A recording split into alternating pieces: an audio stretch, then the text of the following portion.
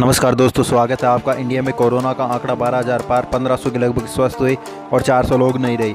विश्व भर की बात करें तो ये आंकड़ा 20 लाख से अधिक हो चुका है और मरने वालों की संख्या 1,34,000 से अधिक हो चुकी है। देश पर किसी प्रकार का संकट होता है तो हमारी देश की सेना सबसे आगे रहती है।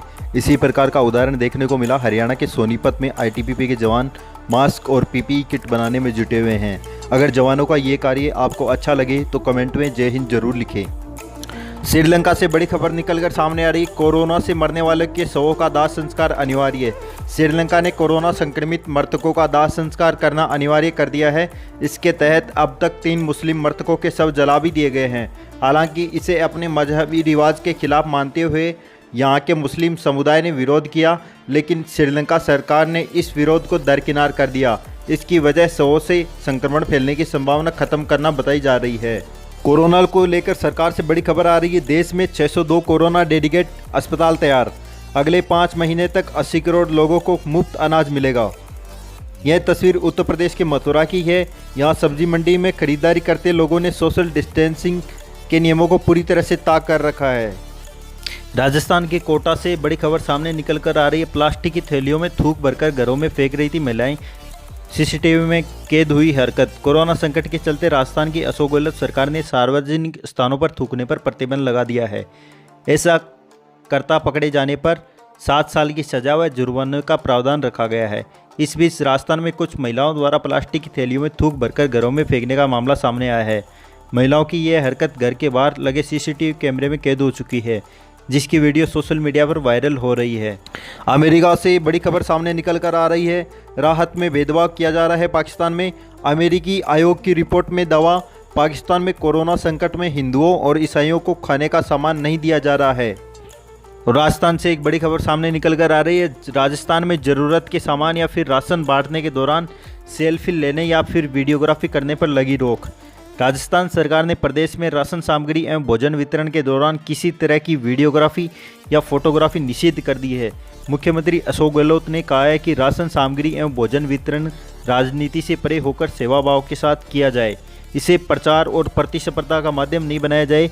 गहलोत ने शुक्रवार को कहा है कि सरकार का यह संकल्प है कि प्रदेश में कोई व्यक्ति भूखा नहीं सोए, लेकिन साथ ही हम सब की यह नैतिक जिम्मेदारी है कि वास्तविक जरूरतमंदों को ही इसका लाभ मिलना सुनिश्चित। सबसे बड़ी खबर सामने निकल कर आ रही है। छुपे हुए जमातियों की सूचना देने वाले को दिया जाएगा 10,000 रुपये का इनाम।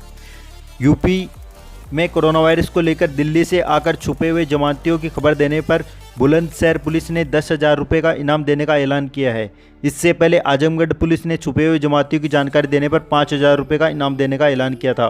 बुलंदशहर पुलिस की मीडिया सेल ने जानकारी दी है कि तबलीगी जमात में सम्मिलित होकर आए तथा जनपद में छिपकर रह रहे जमातियों की सूचना देने पर 10,000 रुपये का पुरस्कार घोषित किया गया है। ऐसे लोगों के बारे में अवगत कराना है जो कि 25 मार्च 2020 के बाद दिल्ली के निजामुद्दीन तबलीगी जमात में सम्मिलित होकर जनपद में आए हैं और जो अभी भी कहीं छिपकर निवास कर रहे हैं। प्रधानमंत्री नरेंद्र मोदी के द्वारा इजराइल को हाइड्रोक्सी क्लोरोक्विन टैबलेट भेजने पर प्रधानमंत्री मोदी को शुक्रिया अदा किया है। भारत की तरफ से कोविड-19 संक्रमितों के इलाज में कारगर एंटी मलेरिया दवाई भेजने पर अमेरिकी राष्ट्रपति डोनाल्ड ट्रंप, ब्राजील के राष्ट्रपति जायर बोल्सोनारो के बाद अब इजराइल के प्रधानमंत्री बेंजामिन नेतन्याहू ने पीएम मोदी को धन्यवाद कहा है। यह हमारे लिए गर्व की बात है। भारत से 15 डॉक्टर और हेल्थ केयर प्रोफेशनल्स का दल इस समय कुवैत में है। यह दल वहाँ कोरोना से लड़ने में कुवैत सरकार की मदद के लिए भेजा गया है। यह दल वहाँ 2 हफ्ते तक रहेगा। इस दौरान ये वहाँ कोरोना की चपेट में आए लोगों का इलाज भी करेगा और वहाँ के कर्मचारियों को इस महामारी से निपटने की ट्रेनिंग भी देगा। ज्ञात हो कि पीएम मोदी और कुवैत के पीएम शेख सबाह अल खालिद के बीच फ़ोन पर बात हुई थी। इसके बाद दोनों देशों के विदेश मंत्रियों की भी कोरोना को लेकर पैदा हुए हालात पर बात हुई थी। भारत कोरोना से लड़ने में दुनिया के देशों की एकजुटता और आपसी सहयोग का पुरजोर समर्थक है। भारत से डॉक्टरों को भेजने का यह कदम उसी दिशा में उठाया गया है। और मुंबई से बड़ी खबर सामने निकल कर आ रही है। मुंबई में स्वास्थ्य कर्मियों के संक्रमित होने के मामले बढ़े। पुणे में भी 37 नए केस मिले हैं। मुंबई में निजी अस्पतालों के डॉक्टर, नर्सों और अन्य कर्मचारियों को कोरोना वायरस से संक्रमित होने के मामले सोमवार को बढ़ गए। बिहार से सबसे बड़ी खबर सामने निकल कर आ रही है। लॉकडाउन का 21वां दिन, राज्य में सख्ती बढ़ी। सार्वजनिक स्थलों पर सिगरेट और गुटखा के इस्तेमाल पर पाबंदी और थूकने पर 6 महीने की जेल। बिहार में सीवान, बेगूसराय और नवादा को रेड जोन में रखा गया है। लॉकडाउन 3 मई तक बढ़ाए जाने के बाद पटना समेत बाकी जिलों में सख्ती बरती जा रही है। पुलिस ने लोगों से घरों में रहने और नियमों का पालन करने की अपील की है। सरकार ने सार्वजनिक स्थलों पर बीड़ी, सिगरेट, तंबाकू, गुटखा और पान मसाला के इस्तेमाल पर पाबंदी लगा दी है। इन स्थलों पर थूकने वाले को 6 महीने जेल भी भेजा जा सकता है। स्वास्थ्य विभाग के प्रधान सचिव संजय कुमार ने बताया, कोरोना का संक्रमण यहाँ वहाँ थूकने से बढ़ सकता है। उधर दरभंगा में क्वारंटाइन सेंटर में एक मजदूर ने फांसी लगाकर खुदकुशी कर ली है। बताया जा रहा है कि वह टीबी से पीड़ित था। दिल्ली से खबर आ रही है, दिल्ली में प्रवासी मजदूरों की जिंदगी दोपहर का खाने के लिए सुबह से ही लाइन में लग जाना पड़ता है। लॉकडाउन की समय सीमा बढ़ने के साथ ही मजदूरों की कतार मुफ्त खाना खिलाने वाले केंद्रों पर बढ़ती जा रही है। दिल्ली सरकार का दावा है कि 10 लाख लोगों को वो खाना खिला रही है, लेकिन कई केंद्रों पर दोपहर का खाना लेने के लिए सुबह 6 बजे से लंबी कतारें लगती है। मजदूरों को खाना मिलने से लेकर बांटने तक की जद्दोजहद कैसी होती है। एनडीटीवी ने इसका जायजा लिया तो जो कुछ सामने आया वह डराने वाला था। दोपहर का खाना खाने के लिए लोग सुबह 6 बजे लाइन में लगना पड़ता है। जैसे जैसे खाना बांटने का समय नज़दीक आता है, लाइन बढ़ती ही जाती है। लोग अपने घरों से बर्तन और डिब्बे लेकर आते हैं और सोशल डिस्टेंसिंग का पालन करते हुए लाइन में लग जाते हैं। लाइन में लग जाने भर से खाना मिल जाने की गारंटी नहीं हो जाती है। दिल्ली की बादली इलाके में लोगों ने बताया कि खाना 1200 लोगों के लिए आता है, लेकिन खाना खाने के लिए 2000 तक की लाइन लगी रहती है। ऐसे में कुछ लोगों को आधा पेट ही खाना मिलता है तो कुछ के नसीब में वह भी नहीं आता। बादली गांव के ही एक माध्यमिक स्कूल में 2 तरह की लाइनें लगाई जाती है। जहां महिलाएं होती है, फैक्ट्री में काम करने वाली गीता बताती है कि घर में 2 बेटियां समेत 6 लोग हैं, लेकिन खाना सिर्फ 2 ही लोगों को मिलता है। हालांकि उनका ये भी कहना है कि फैक्ट्री बंद है, अगर ये खाना नहीं मिलता तो भूखे मर जाते। दिल्ली के रोहिणी इलाके में भी ऐसा ही कुछ नज़ारा देखने को मिला। यहाँ भी कई ऐसे लोग मिले जिन्हें खाना नसीब नहीं हो पाया।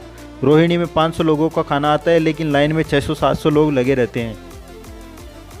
मध्य प्रदेश से खबर निकल कर आ रही है, भोपाल एम्स से आपातकालीन ड्यूटी कर लौट रहे डॉक्टरों पर पुलिस ने किया हमला। एक के हाथ में हुआ फ्रैक्चर, दूसरे की टूटी टांग। एमपी से कोरोना वायरस को लेकर बहुत बड़ी खबर आ रही है। मध्य प्रदेश पुलिस पर हमला करने वाले गिरफ्तार 3 आरोपी निकले कोरोना पॉजिटिव। मध्य प्रदेश के सतना, जबलपुर जिले से 3 लोगों को गिरफ्तार किया गया है, वह कोरोना पॉजिटिव निकले। इन लोगों ने इंदौर स्थित कंटेनमेंट जोन में पुलिस की टीम पर हमला किया था। तीनों के खिलाफ राष्ट्रीय सुरक्षा कानून NSA के तहत कार्रवाई की गई है। इनकी गिरफ्तारी के बाद जिला प्रशासन सतर्क हो गया है। बीते शुक्रवार इनमें से 2 लोगों को सतना जेल और 1 को जबलपुर भेज दिया गया है। इस मामले के सामने आने से पहले सतना में कोरोना का एक भी केस नहीं था।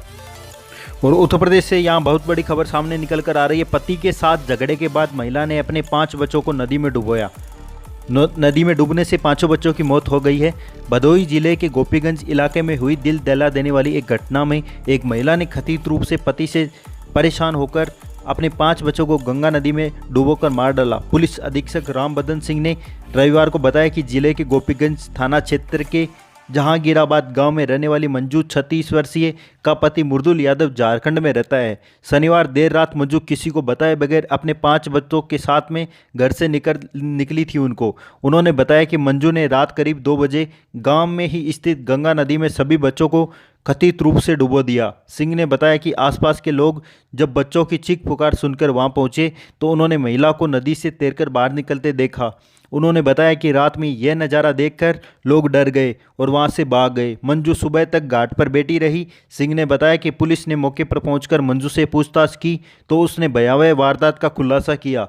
पुलिस अधीक्षक के मुताबिक मंजू ने बताया कि उसने अपने 5 बच्चों को इसलिए गंगा में डुबोकर मार डाला क्योंकि उसका पति कई साल से उससे हर रोज़ झगड़ा करता था। सिंह ने